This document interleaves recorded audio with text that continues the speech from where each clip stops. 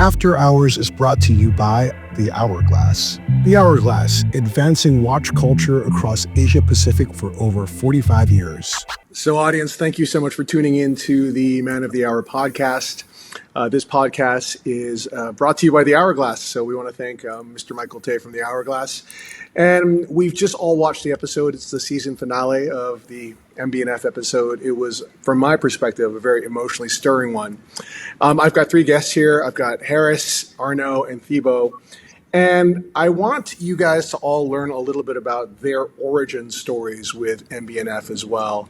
So, Charris, maybe let's have you state your full name, give us your astrological star sign, and then tell us your origin story about how you started working with the incredible Max Buser.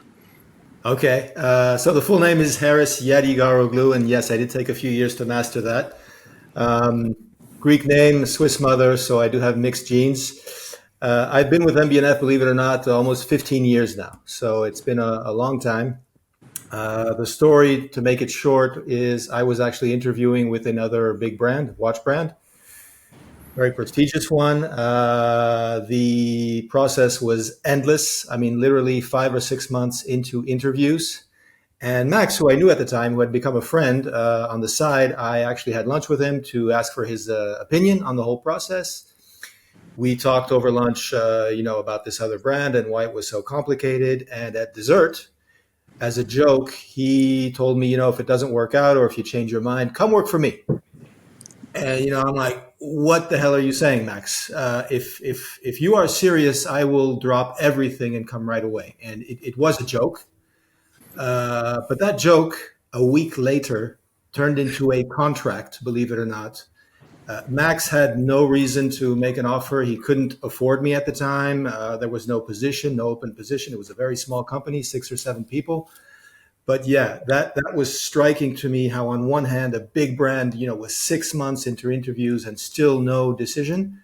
And on the other hand, Max, startup mode, crazy gut feel decision, made that decision in 1 week. And so I jumped on that occasion and I signed the contract and the rest is history. Well, I love that also, Charris, because it's kind of reminiscent of the conversation that Max had with Henri-Jean Belmont as well, who spoke to him and said, listen, I know you probably are thinking about joining a multinational, but would you prefer to be one of thousands of people or one of a small group that can actually affect change? And so I guess the question is, do you genuinely feel you've, had your hand in affecting some real change?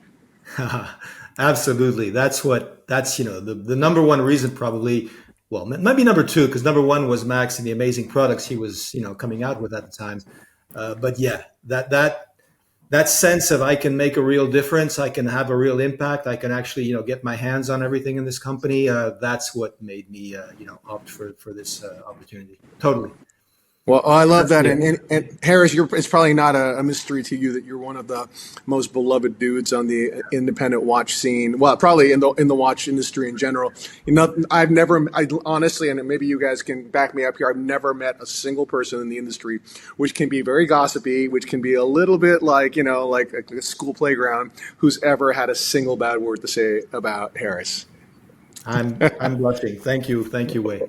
Okay, so Thibault, I want to ask you the same question, but so I want you to state your full name, your astrological star sign, and then what is hilarious is that Max told me that you almost tried to talk him out of hiring you the first time that you met him. Tell me that story. Yeah, that's a pretty interesting story. So my name is Thibault Verdonckt. I'm a Charris, and so I joined. Yeah, the interview I had with Max is pretty interesting. So I was coming from a big group, so working for one of the major brand of a big group, and through a headhunter, I got an appointment with Max. The interview was a little bit weird because I was being recruited potentially for the head of sales position at MB&F. And during the first hour, which is pretty interesting when Max is doing an interview, I mean, really quickly, he is the one talking. And you are not, as a candidate, the one talking. And he was explaining to me what he was trying to do with this brand, the mindset, the values, and so. And at some point, I was trying to just understand what was the business model. So basically, MB&F was crafting at this time. It was 2018, 2010, 2015 pieces a year, and he told me we don't have any plan of expansion. Okay, the pieces are sold out already. Okay, and he was closing doors. It was like at this time 30 retailers in the world, and I have no intention to open any other market. And I was like, so what's the point of hiring a head of sale? I mean, you just have an admin guy that is just doing the allocation, and that's it. And then we started talking. Then we started talking about like customer experience, about the boutique experience itself. Like the concept at this time was a little bit old-fashioned, and so. And then after the discussion started, that okay, so now I understand what you actually want. And if it's what you want, I mean, it would be lovely for me to be part of this project. So we switched completely the discussion from sales and revenue, which was clearly what a sales guy was supposed to be in the group I was working with at this time, into much more about like creating the bond, creating the relationship with the tribe members, and developing amazing experience in the boutique. So I'm super glad he made the decision. I made the decision to quit the big group and to join MB&F in 2018. And that was just a few months ago before Arnaud joined the company. So, well, I mean, it's really interesting because he both you and he have kind of flipped the definition of a head of sales, right? Like it's no longer about just driving pure like commercial results, which to be fair is what a lot of people in big groups are concerned about. And it was much more about community building. And I can't think of a brand that has a more fiercely loyal community than the tribe. I want to get to that later. But I want to get to Arnaud's story. So Arnaud, Thibault just mentioned that you joined just after him. How did that materialize? Exactly. So yeah, just a few months after Thibault, so also in 2018. For the anecdote, I'm also Charris because we were born exactly on the same day with Thibault. So we have a lot of common points. And the funny story is that I did my interview from your beautiful country, Wei. I was based in Singapore before to join MB&F. I was working also for a big group for about 3 years, but I was 2 years in Singapore. And while I was in Singapore, I wanted to come back home. I'm very Swiss. I missed my beautiful mountains. And same as Thibault, headhunter company contacted me. And I did my interview with Max. I had a long chat with him, and he convinced me to come back to Switzerland. Wait, hang on a second. So you were 2 years here in Singapore? Absolutely. Did we hang? Yes. So I was working with Amelia and Mel at Ah, Tegrier. yes, of course. Yes. And so I spent 2 years. This is all coming back to me now. Exactly. So yeah, I was first in La Chaux-de-Fonds, but because I was born and raised in Neuchâtel, when I went back to work for TAG, I told them, okay, guys, I grew up in Neuchâtel. I just want to go away for a bit. Whenever you have an opportunity, please let me know. And then 6 months later, they told me that there was an opportunity in Singapore. And so I moved to Singapore, spent 2 years over there. Loved it, absolutely. But then I wanted to come back to Switzerland, and that's when all the stars aligned, and Max contacted me, and did you say you share a birthday with Thibault? Yeah. April 11th. Damn, dude. April 11th. That's incredible. Exactly. So it was fate. Yeah. So, okay, the first question I want to ask you guys is the following. A lot of times people say that Max is the best ambassador for his own brand, but I would actually say it's his clients, his customers, or his family, or his tribe. I think that's the term. I have never seen a community of more fiercely evangelical, kind of like, just loyal and crazily besmitten group of watch collectors than those who are part of the MB&F family. And Charris, why is that? Wow. I wish I had a really deep, scientific, high-tech answer here, but it's not rocket science. It's very basic, down-to-earth human values. Spend time with people, be genuinely interested in who they are and what they do. And it sounds easy, but it does take time. It takes a lot of personal investment and willingness to invest time in those relationships. That's what I hope we do. Max has instilled that culture very, very deeply. I remember, I think it's mentioned in the episode, from day one, Max will tell you, treat people like you want to be treated, listen to them, welcome them, whoever they are, whether they're important, whether they're not important.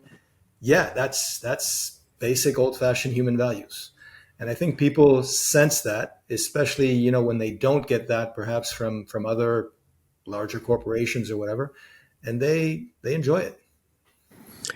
There's this extraordinary sense of welcoming to the MB&F family, and that even comes down to the intentional creation of a timepiece that is accessibly priced. So one of the things that I find remarkable is that at the very height of his success, at a moment where MB&F was commanding one of the highest average price points in the Swiss watch industry, and I say that with respect because there's a huge amount of work that goes into those timepieces, Max took the conscious decision to say, I'm going to make one of the most accessibly priced watches so that everyone, or everyone that can win the lottery system, so that I'll rephrase that, everyone can have one of my creations. Thibault, from your perspective, why was Mad One such an important part of who you guys are? I think it's coming down to who Max is as a human being. I mean, you were speaking about the community, the name of the brand, the "and friend" in the name means that Max wanted to have this, creating this brand, not for himself, but to gather people around him. And if we look at Max values, and my colleagues can maybe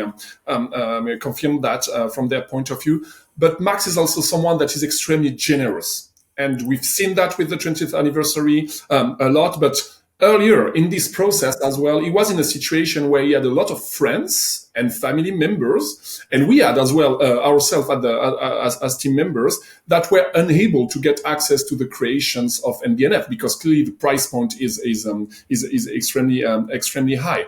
So the idea of the Mad Edition is just based on that. How can we ensure that some of our friends, some of our family members can wear one of our creation on their wrist because they are so proud to tell their friends and people around them, their colleagues, that they are like linked to Max Büsser or to someone working for MB&F. It's such a cool brand, but okay, I cannot show off what they are actually doing. So then we created the Mad Edition concept, and that's something that is extremely linked, as I was saying, to the generosity of Max. The funny story, I don't know if it's really clear, but at the beginning, this project was really family and friends, and we even consider calling it Family and Friends.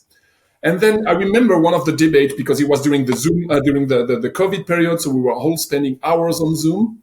And it's of course came into the discussion about what do we do with tribe members. So the idea initially was to invite tribe members, maybe to get access to few of these pieces, and the rest will be for family and friends. The problem we had is that tribe members just get like 100% into that, and they order all the pieces. So we actually had to create next versions of the Mad Edition, so the family members could actually get access to it, because the first batch, the 451st blue pieces, were just like taken all of them by the tribe members, but. It's a funny story, and to see today how much Mad Edition is helping MB&F and MB&F helping Mad Edition, seeing the two community melting together. I mean, you do have some people that clearly only today can afford Mad Edition, but dream to get an MB&F, and we see some people that have MB&F but are collecting Mad Edition the same way they will collect Swatch watch, and it's pretty fun to see them interacting. And there is never like looking up or looking down. It's all we love this brand. We love what Max and the team are doing, and it's really, really nice to have this feeling. Arnaud, I really think Max has also been a pioneer in this concept of inclusivity. It's funny, as you guys know, I'm extremely, extremely old, and I've always felt in the I think I might be older, Harris, but in the old days when you would attend like a watch event, right? You'd have to put on a tie, you'd have to act in a certain way. There was a rigidity about it, right? And you always felt to some degree that the head of leadership of the brand was almost constructing kind of an intentional sort of barrier between you and as the client and him as the brand, so that there was this sense of mystique about it, right? And then when Max started to create his watches, and I would say this goes all the way back to Harry Winston, he kind of reversed it. And this is really brilliant as well, because you were creating some of the most exquisite timepieces, which, in the context of the era, were also some of the most expensive watches in the world. But there was this incredible air of informality, warmth, inclusivity, right? Like anyone could talk to to Max or to the watchmakers, and he would welcome anyone to first to Harry Winston for the Opus, and then second, when he created MB&F as well. And I think that that's something very unique, and I think really showed the way for a lot of the industry. I don't know if you would agree with that. Absolutely, and I think you're totally right. It's very specific to Max. I was working before in a big group, and I come from the restoration hospitality business, which is totally different.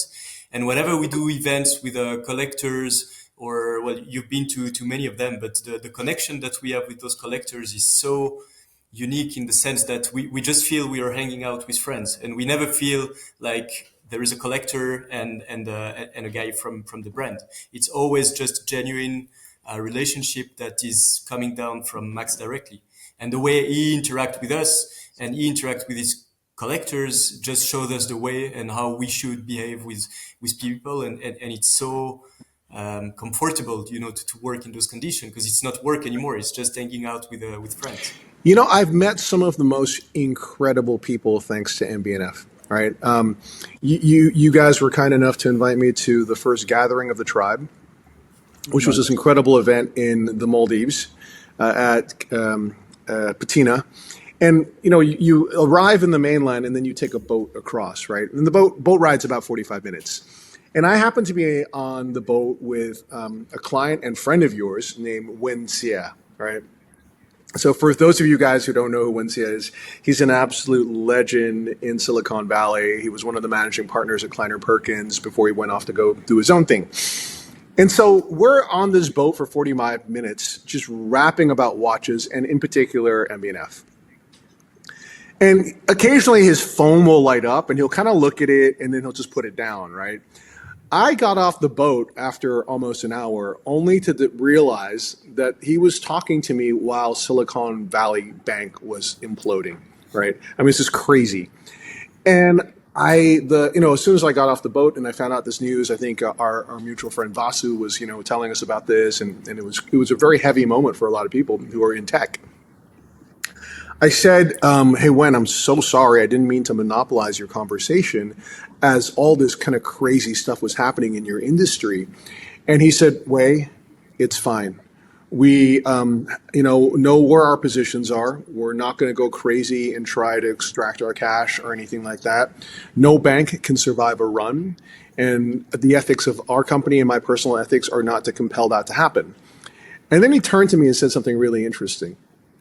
He said, Wei, I don't know how it is in your industry, in watches, but in my industry, everyone will remember you, not how you behaved when times were good, but how times were bad, when times were bad. And that's when you establish your reputation as who you are. And I'm like, oh my God, no one, this is like the perfect opening, statement for the story of Max Buser, right? And so I kind of, want to get into that. So for you guys, it's incredible to me that Max has faced so much hardship, and he, describes what this journey is excruciatingly difficult. I mean, for you guys, how aware were you of these various challenges along your ride in MB&F? Well, what can I say? You're absolutely right, Wei. Values, how you behave are in the end so much more important than the products you make or whatever. Of course, the products are important. Of course, they're cool. Of course, but yeah, those human values. It's not rocket science. I'm going to repeat this probably 15 times during this podcast. There have been moments, yes, in our short history where times were extremely difficult. The financial crisis, for example, back in 2008, 2009, and so on.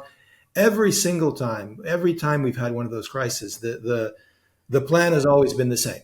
Let's stop whatever we can stop. Whatever project we had, we'll shelf it for a while or whatever. But let's hang on to our people, man. Let's continue to treat them properly and to do everything we can to, keep them on board and in our own interest also keep this valuable talent.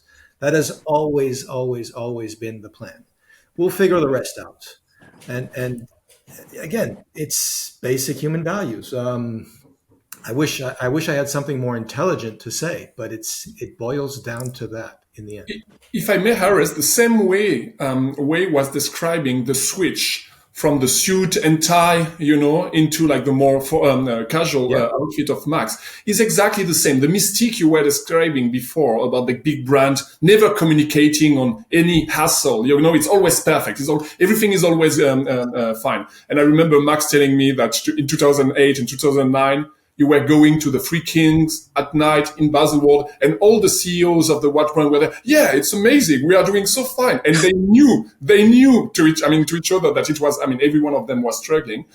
And I think that Max being transparent about that is also helping the community, because the tribe community, there is a lot of entrepreneurs. There is a lot of them. The vast majority of these guys own several businesses, are entrepreneurs themselves.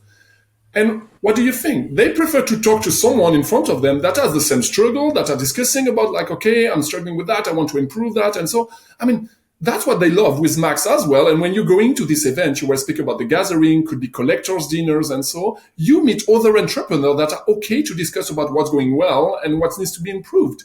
And I think that's one of the strengths of this community, because we don't hide the struggle. I can tell you that all of the other brands are struggling as well. They just decided not to communicate about that, and Max does. And I think that's one of the difference between the tribe community and the other brands. Yes. If I may pick up on that, there's a perfect example of that. Thanks, Thibault. For our 10th anniversary back in 2015, at the time, we were exhibiting at Within Watches and Wonders, right? And we decided together with Max, well, actually, it was his idea and we had a slot to make a presentation at Watches and Wonders. So, brands would have these different conference slots during which they could address the audience. We decided for our 10th anniversary not to say how great we were or how fabulous our successes were, but how we almost went bankrupt 4 or 5 times. That was the conference, how we screwed up basically 4 or 5 times. In the beginning, it was like, are we sure we really want to do this in front of everyone in the watch world, in front of the press and so on, and say, how we potentially screwed up. But people loved it. And, it was so refreshing after hearing, different brands saying how glorious they were, to finally hear a brand say the real thing. Hey, guys, this is how we screwed up once, twice, 3, 4 times for different reasons.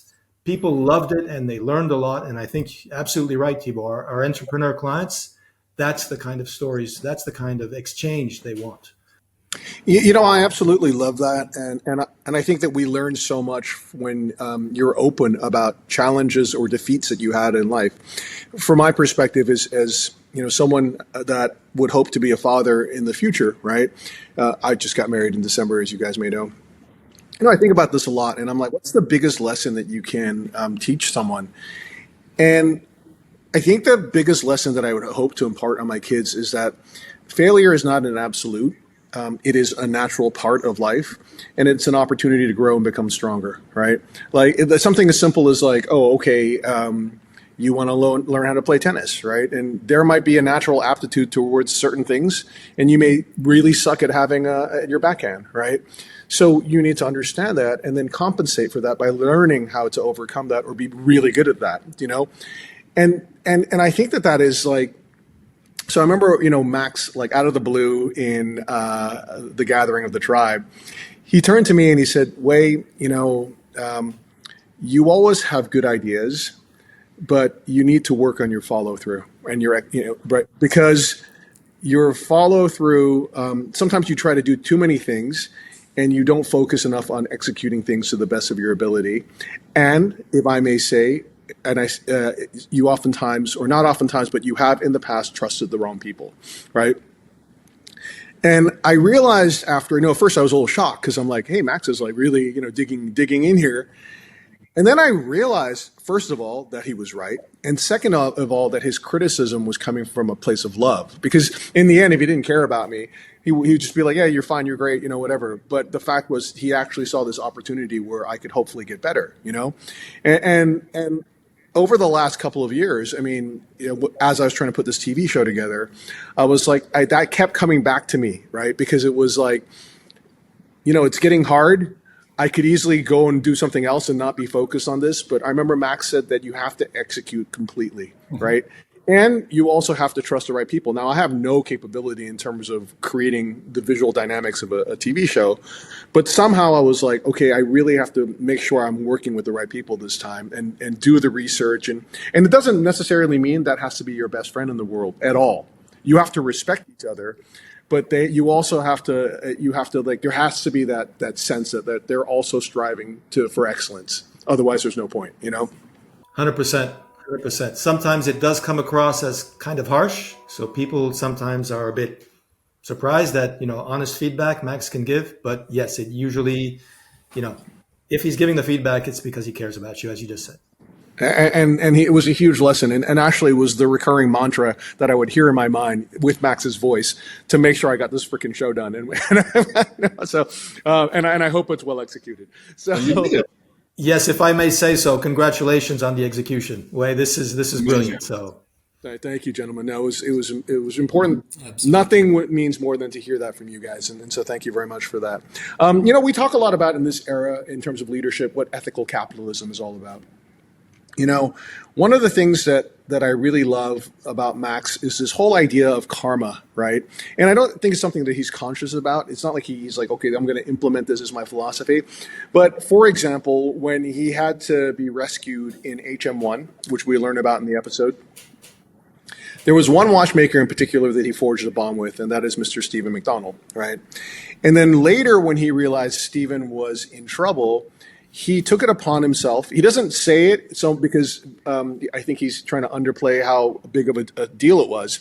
But he got into his car. He drove to find Stephen with the idea that, okay, he bailed me out. Now I'm going to bail him out. And this is incredible because this, sets us on the path for one of the greatest success stories in the brand and in watchmaking. So Arnaud, from your perspective, why do you think Max has this kind of sense of duty to his friends? Well, I think it comes down to his education. I think his mother was really into karma and those things, and it always worked very well for him. And we have many examples in MB&F story of karma decision that actually were so good. And the way he always says those treat people the way you want to be treated, and karma it just works well. And Stephen is, as you said, the best example of that thing, because everything we've done with Stephen is just huge success, and Stephen is such a nice person. I mean, you've met him many times. He's such a character that helping him at the right time, he knew that something good was going to happen, and it did. And exactly the same with Eddie Jacquet, and exactly the same with all those artisans that needed help at some point. And Max never, he never helped someone waiting for something to come back. But in the end, even if it's 5-10 years later, it does. And that's the way it works. It's incredible to me also because I remember him saying he went to go see Stephen and basically I think he'd figured out on the drive over, how much can I afford to spend with Stephen to help him, to keep him going, right? And then he said, okay, I'm going to finance a project for you. And this basically kind of, saves Stephen, right, from financial destitution. And then, of course, Stephen proposed a perpetual calendar, and the initial reaction from Max was, "Oh, hell no!" Right? That's pretty funny, right, Thibault? What do you think?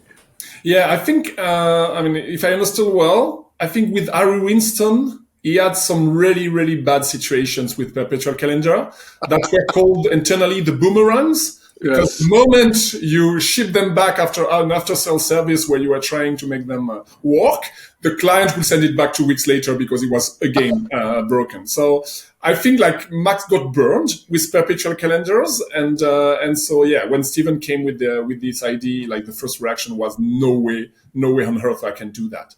But that's also what is interesting here is that Stephen just acknowledge this fact, or all these problems that many clients have with their perpetual calendar, that, just to be clear, never are on the right date when people are wearing a perpetual calendar. So at least he invented something that makes it possible to have it off for the right time and the right date, and to make it easy, in fact, to set. So yes, kudos to Stephen for that. And for the one that have not seen it, the video where he explained all the process and all the struggle, we're discussing about the struggles before and the challenges that he did during Dubai Watch Week 2023 is just an amazing talk. Is maybe one of the best about a watchmaker explaining his work. And I really encourage everyone to have a look at this video. It's just unbelievable.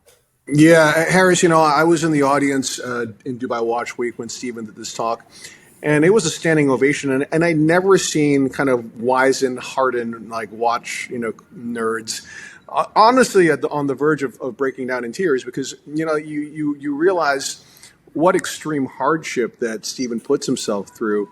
I think the first time we kind of recognized this was in 2022 when Max came up to the stage to receive the Aiguille d'Or, right, for the sequential, which is the top, for those of you guys who don't know, it's for the very top prize in the Geneva Grand Prix. And there was a moment where he was, talking about Stephen, and he kind of almost faltered, like he was going to break down.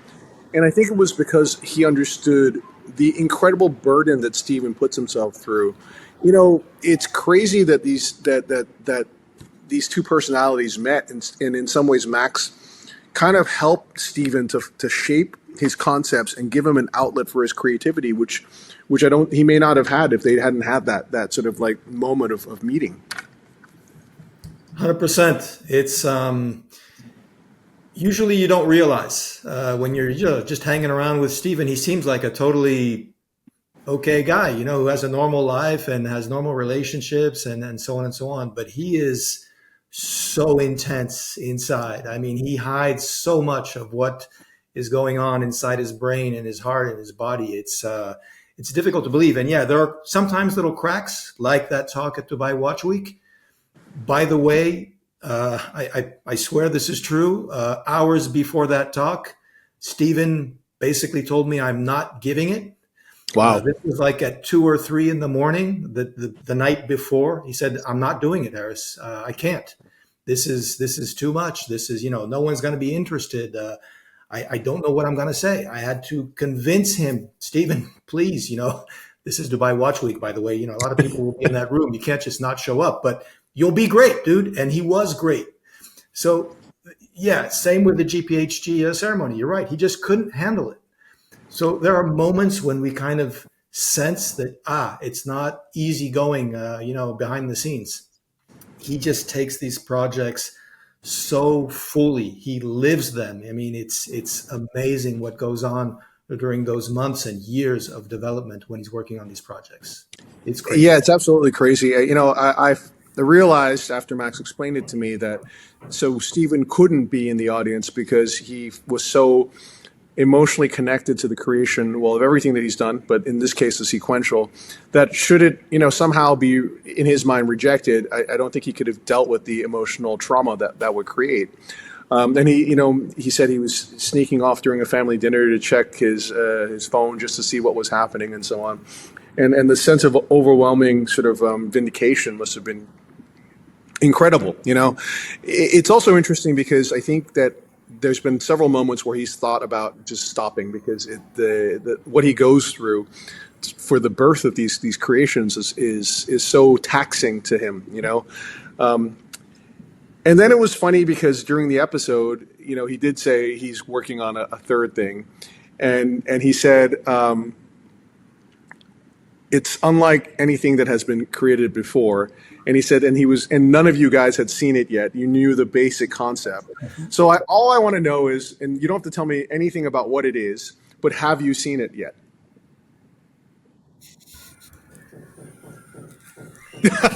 We've seen a few things. We've seen ideas. We've seen sketches. We've seen development. But yeah, we haven't seen the watch yet. Okay. So I mean. Supposed to come out in 2028, I guess, or 2020, something like this. So, okay. Well, I mean, I also, as on the level of trust that you guys have for one another, and that Max has for Stephen has for Max, obviously, and you guys have as a team. I mean, it's pretty extraordinary. I can't think of anyone else that would tell, it would be the equivalent of saying, okay, go design a car, but, roughly give it 4 wheels, and we'll see you in 2 years' time. And then then the moment of unveiling will be this kind of staggering moment of truth. I mean, he's proven that we can Yeah. trust him on those aspects. So yeah. Good track record. Yes. Okay, Exactly. this is interesting to me also because MB&F is also a very unique brand in terms of the multiplicity and creativity of the brand and of Max, right? Yep. So it's funny also because in the early 2000s when Max had created Opus, there was this incredibly exciting sense that something new was emerging, an all new movement in watches. I think Michael Tay was calling it contemporary horological art, right? And he had even the idea at one point to create a museum for it, and he's very good at acronyms. He was going to call it MoCA, the Museum of Horological Contemporary Art, which incidentally I'm still trying to convince him to do. So Mike, if you're listening to this podcast, I think this would be an incredible thing to have, especially here in Singapore, right? There's that. So, you're creating like this new voice of like part kinetic sculpture, part all new expressions of the language of time. This is very exciting. And on the forefront of this is Max with the Opus. And then in 2006 or 5? 2005. 2005. HM1. 2005, he launches the brand. 2007, he launches HM1. And all of a sudden, it crystallizes in your mind, oh, he has a voice in this also, right? So talk to me a little bit about the HMs from your perspective and the incredible importance from my perspective that they exist. Because, I know we're in a moment that's very 18th century. It's funny because Max had said to me, if you had told me in the early 2000s that 20 years later, like we are creating rock and roll and 20 years later, everyone's going to want to listen to classical music again, I would have laughed. But we're kind of a little bit in that moment. But talk to me about what the importance of HMs for you. Who wants to go with that? I'll give it a shot. To me, what really changed a lot with the HMs at the time, back in 2007, compared to everything else that was going on, was that for perhaps, I guess, the first time, a watch started as an idea and a concept, and then engineering served that idea. The vast majority, if not every single watch before that, was always first about the engineering, first about the technique, first about the complications, the functions, whatever, was going on mechanically there. And yeah, there's some beautiful things, of course, but then, how you wrap that up into a nice looking case and so on came as an afterthought. And Max really reversed that. He said, no. I have this crazy idea. I want to make an airplane. I want to make a spaceship. I want to, at the time, especially mostly based on his childhood memories. And then, we will find a way to make that happen. The engineering needs to serve the idea. That to me was a tipping point in contemporary watchmaking. And I guess that's how we get away with so many diverse executions of what we think watchmaking can be, is because it's not about a specific style. A lot of brands have style DNA or whatever. We've never had that.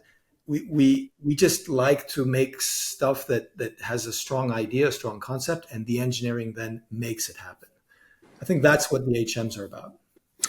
See, I love that because you're coming at watches from honestly an almost purely like artistic objective, right? But I also love it because Max, I feel, was the pioneer in this, right? There was other brands that had a very strong kind of and unique design focus. Richard Mille, certainly one of them. Probably the Freak to some degree as well, although there is a time-telling engine at the heart of that, and a new escapement. But I think for art's sake, I would really say that MB&F and Max really pioneered that. And I think there's an importance to being the first voice that does something, right? And especially if you look at HM4, that like just broke down all the previously perceived barriers in terms of what a sculpture was versus what a watch was.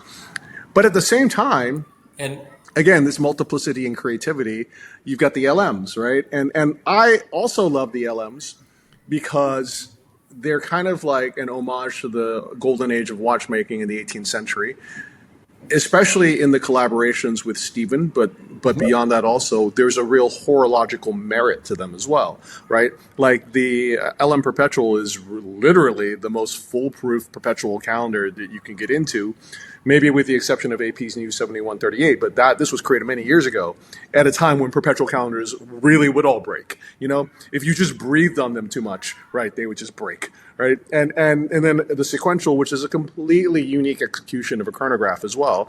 There's some real like fundamental watchmaking homage to that.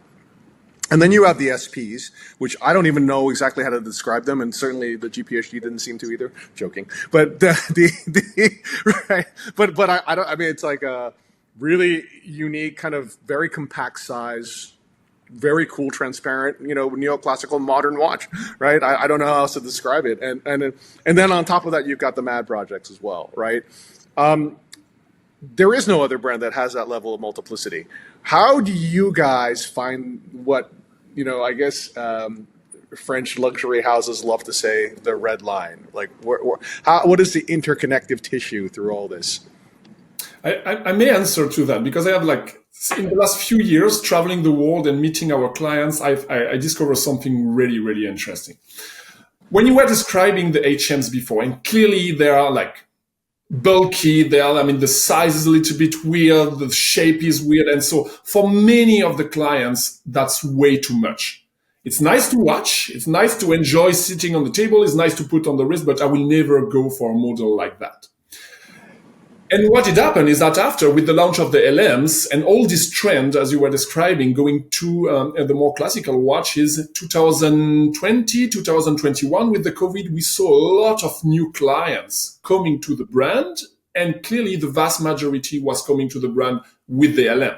That's the moment LM101 started to take off and clients were buying our LMs.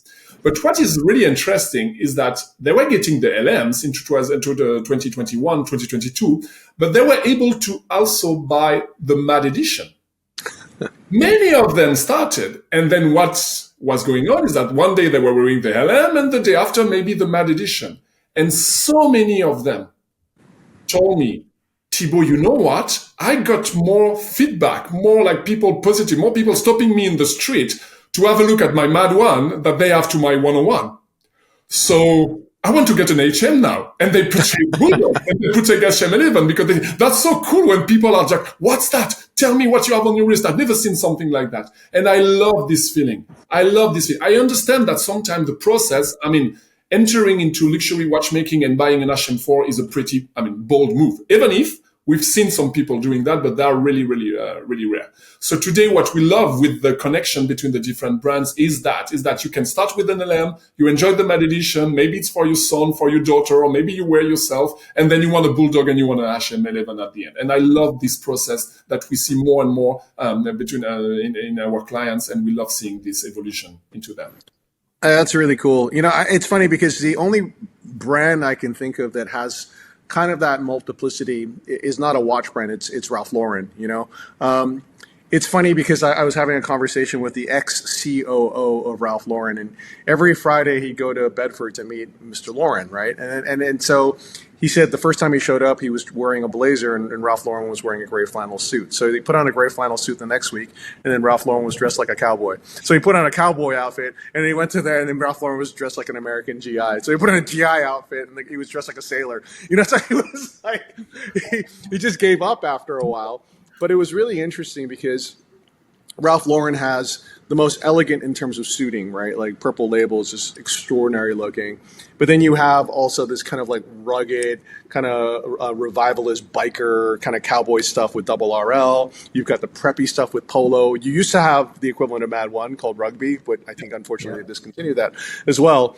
And I asked him once, it's why do you, well, he was like, first of all, they're all kind of aspects of my personality. And second of all, I like the idea that you're in my house, but you keep going into different rooms, but you just kind of stay in my house because you love it, right? And it fulfills you. And I think that's you're probably the only brand where you could just be an exclusive MB&F collector, if you include Mads with that. Yeah, I think you're right, Wei. And again, from a pure marketing and branding, putting my my CMO hat on here.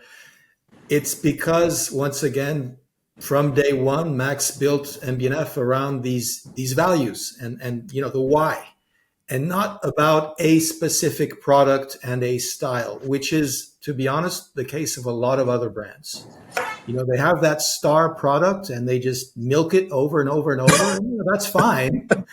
It does create, of course, some awareness and so on. That's great. And again, nothing against these brands. We all own watches of these brands, which we love. But it doesn't allow you then to have that multiplicity, as you said. If on the other hand, you do have a very strong set of values and you explain what you're trying to do to people on a almost philosophical level, which is, I think, what Max and MB&F do, then you can create a lot of rooms, as you said, in that house, and people are fine with it. So, Sarah Harris, I want to talk to you a little bit about the show. There was a funny moment because so Max wanted to be a car designer when he was young, and there's a very touching story in the beginning of the episode where he talks about how, he didn't have the best relationship with his father. But when he told his father that he wanted to go to the Pasadena Design School for to be a car designer, his dad said, okay, we'll find a way to make sure that we can financially afford that.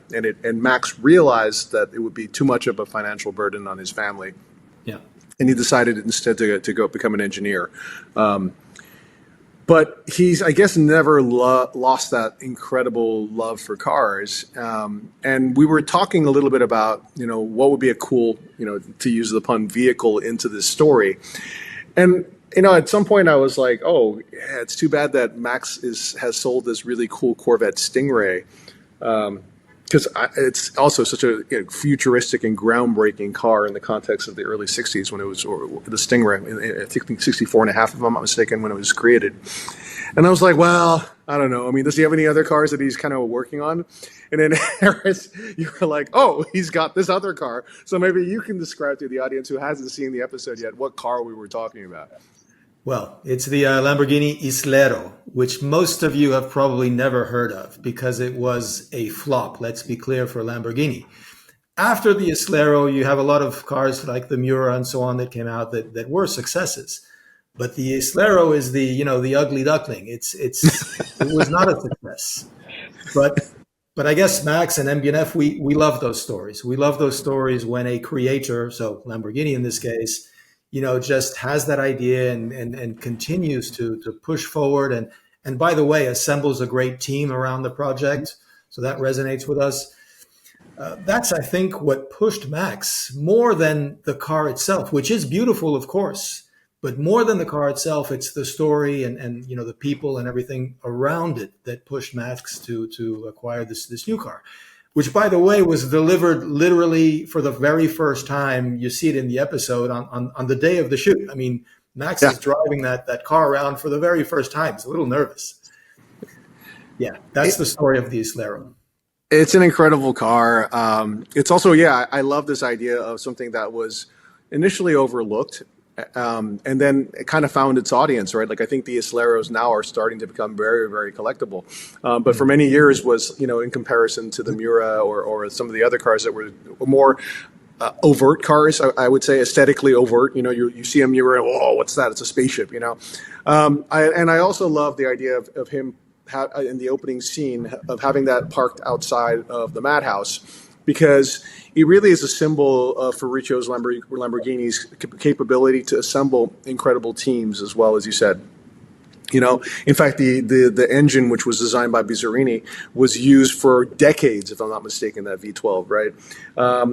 And so I think it's the perfect kind of symbol for Madhouse as well, where you have such an extraordinary assembly of like-minded individuals under one roof.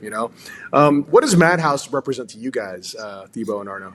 As you said, it's a gathering of like-minded people, and that's what we do with all those communities. To go back to what you were saying before, we have various communities, the friends, the collectors, but the team itself is also a very important community for us. And when you go into those walls at the Madhouse, everyone just think the same. Everyone wants to be creative. Everyone is super motivated. You have this good energy of everyone just willing to go for those weird and crazy creation, just like the Lamborghini.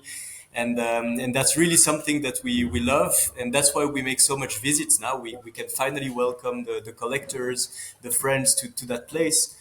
Because we are proud of that space, and we are proud of what it represents, and proud of the people that we have within those walls.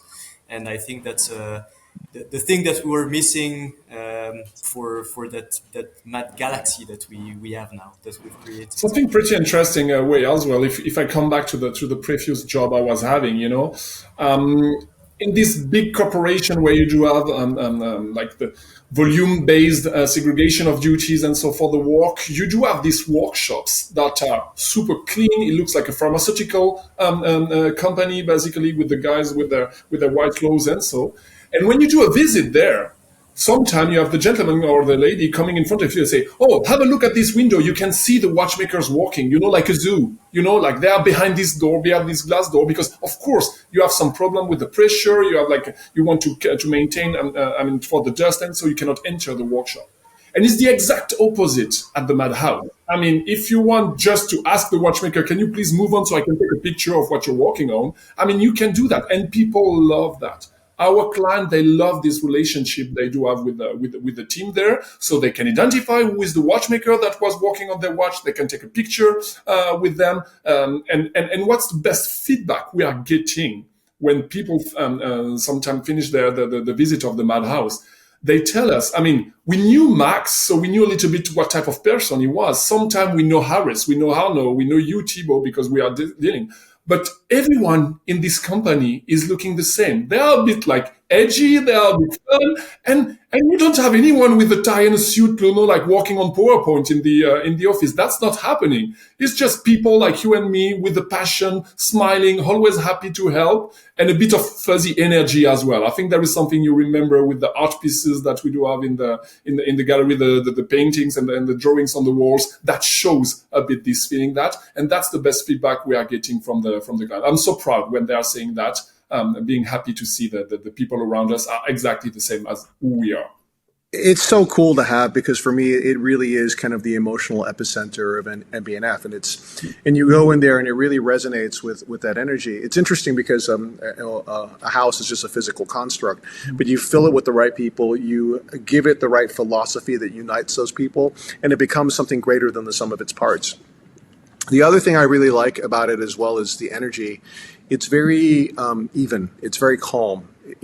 There's no misunderstanding that Max is the guy who founded the company, but there's no aggression. People are very nice to each other, and even down to the gentleman who's the receptionist who kept getting me, Coke Zeros and making sure none of us were passing out from heat exhaustion because it was quite a warm day, and so I have to say I love that ambiance, and it is Thibault, you mentioned one of my biggest pet peeves, which is when I go to a manufacturer and they're like, "Look at the watchmaking through this window." I'm like, "Bro, why did you even invite me here? That's the stupidest freaking thing I could possibly imagine." These objects are, first of all, incredibly unnecessary in life today, right?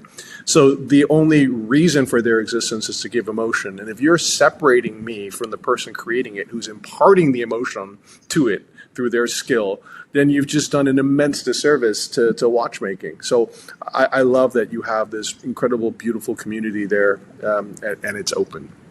Okay, I want to, I think we're getting close to the end, but I want to ask a couple of questions or get your perspectives on this. It's interesting also because, Max had mentioned very clearly that because of the challenges that he had with his own father, he in some ways was seeking out mentors, and in Henri-Jean Belmont, who's the CEO of Jaeger, when he was working there, he certainly found one.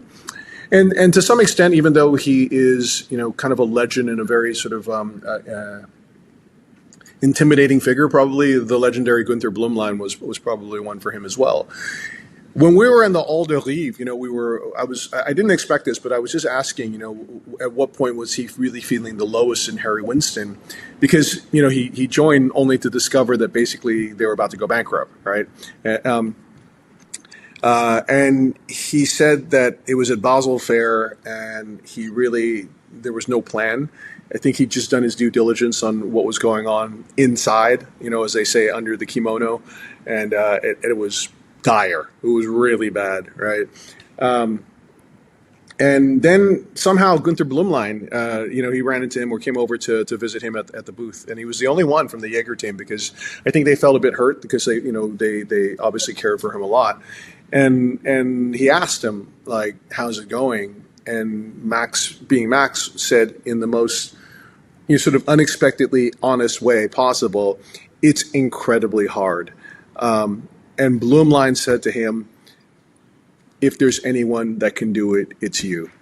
And it's a very powerful moment in the TV episode and obviously in Max's life as well, because you can see that at one of the hardest moments in his life, the right person said the right thing to him, and that gave him the strength to continue, And I think that is one of the things that I find so beautiful about his story, because it's all of us are struggling, right? I mean, no one's ever perfect, and all of us are always just seeking just that one affirmation. And I'm hoping that if people are in that situation and they watch this episode, they're like, hey, I'm getting some inspiration here. I think I can do it too. I can pick myself up tomorrow. I mean, how important is that for you from a perspective of Max? It's kind of a master class in resilience.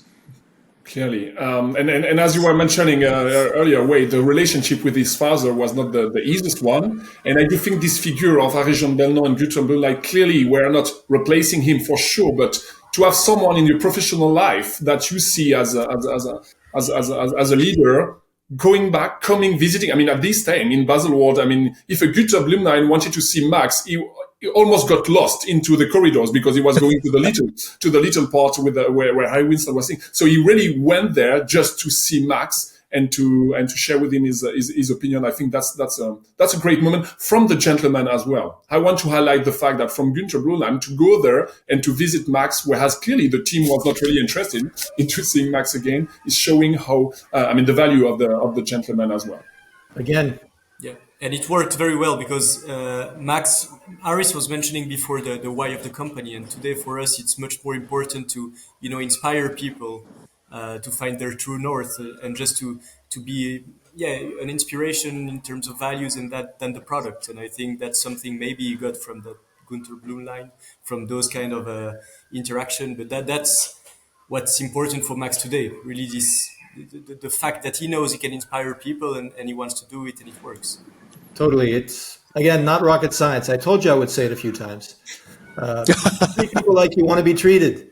And by the way, it's funny. We're, approaching the end of the year. And like most companies, we have talks with our team to see how things are going and so on, and a sort of evaluation, if you like. And no bullshit. Performance, what people do in those talks is just as important as how they behave. It's two parts of a discussion, and they're equally important. If you perform great, you do your tasks very well, but you are not in sync with the company, with the culture in terms of how you behave, treating people like you would like to be treated and so on, that's a problem. That's an issue. It's really fundamental to us. Same when we recruit people. We see a lot of great people. Sometimes they have great skills, but we feel they don't have the right mindset, the right values. That's a no-go for us. Yeah, I get it as well. It's like, you get to a point where it doesn't matter how brilliant someone may or may not be, if they're not nice, right? Like, it gets to become a little bit pointless to imagine sort of a partnership with that person. The interesting thing is, and you mentioned this, Harris, like for the 10th anniversary, you guys pivoted and you were like, you know what? Let's talk very openly about the major challenges that we've had, because first of all, there's an opportunity for people to learn from this and to grow. And second of all, it's incredibly relatable, right? But one thing that's really interesting is 10 years later, after 20 years, and with Max now, probably of any entrepreneur in this industry having shared the most in terms of the ups and downs, it has created a sense of him actually being a mentor to all of us in the industry. And that's kind of the last line that I said to him before the end of that episode and the end of that season is like, you have become a hero to us, right? He became a hero to us, not just because he's successful. There's a lot of successful guys in the industry, right? I mean, it's not easy, but there's a lot of successful guys. He didn't become a mentor to us just because he's unconscionably good looking, right? I mean, he had nothing to do with that. That was just probably his parents and God, right? He became a hero to us because he was open about his failures, and he showed us that as long as you never stop and you have some faith in yourself and you try to be a good person, right, that success will eventually come, right? And I think that is incredibly heroic from my perspective. How do you guys feel about that? You said it all, right? Totally agree. Perfectly summed up. We can do more than agree, but yeah, there are many other examples. You were talking about karma before, and we haven't mentioned it. I briefly talked about it, but the Eddie Jacquet story is another good example of karma and the way he behaved. He had this incredible artisan coming to us saying that after COVID he had no more work, and we just decided to make something with him. And then an incredible collaboration came out of it, and we had those 8 unique pieces for the first series that got awarded at the GPHT, and then we're working another one. So yeah, just all those things that just Max being a good person always end up with incredible stories and human being stories, and that sums up what MB&F is all about. There is something also pretty important to highlight. I mean, if we start about the gathering, we spoke about the gathering of the tribe and the clients, but the role that Max is playing within the industry is in fact way bigger than what MB&F actually is in the industry. If you look at the revenue size and so, I mean, we are clearly like a little company, but look at what he did with Opus, like putting the spotlight on all these artisanal watchmakers that were at this time clearly struggling. I don't know if many people knows that, but at IHH, he was the one working with Fabienne Lupeau to build up the Carré des Horlogers. So other watchmakers can show can be under the spotlight. We're speaking about the Geneva Watch Days when he went with Jean-Christophe Babin, with Georges Ken, with Patrick Prugnot to say, guys, we need to do something, of course, for us because it's 2020 and it's COVID, but we need also for the other guys that doesn't have the power maybe or that the attraction we do have. Let's do something together. The help he did with Dubai Watch Week as well with the city. Max is always around that. It's not only about developing MB&F, it's developing horology and the independent watchmaking as a whole. And I do think that's also something that is maybe explaining why you see him and we all see him as a hero today, because of this strength of not only fighting for himself, but fighting for the good of the others. And that's also coming down to his values. Totally agree with that. It's interesting for October, we did kind of a 20th anniversary issue, and we wanted to kind of identify who we consider to be the greatest leaders of the watch industry in the new millennium. And if you were to choose, like, let's say 5 of them, it would be impossible to not include Max, because he really, even though the brand, which incidentally you guys are actually doing quite well, according to the Morgan Stanley report. But yes, I get it. You're not like, you're not one of the massive brands, but intentionally so.